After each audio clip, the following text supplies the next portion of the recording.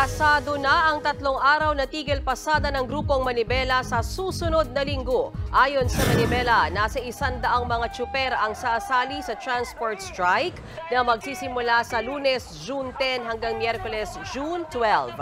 Bukod sa tigil pasada, may isasagawa ring kilos protesta ang grupo sa Menjola sa Maynila. Git ng Manibela, pabor sila sa modernisasyon ng mga jeep pero kontra umano sila sa consolidation o pagbuo at pagsali sa mga kooperatiba. Idinadaing din ng grupo ang anilay pagbabaklas ng MMDA ng plaka ng mga jeep na hindi pa consolidated.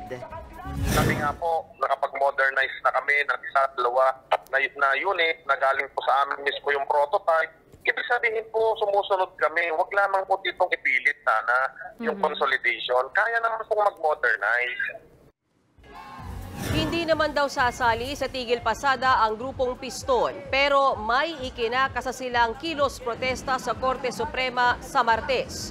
Kakalampagin raw ng grupo ang Supreme Court para madaliin ang paglabas ng Temporary Restraining Order laban sa PUV Modernization Program.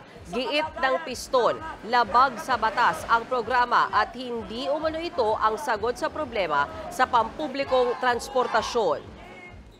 Kung hindi sila magbababa ng TRO, papaano pa itong mga mapepending o itong mga mawawala ng hanap buhay? Paano pa itong hindi makalabas at nag-announce na sila next week huhulihin daw yung mga unconsolidated?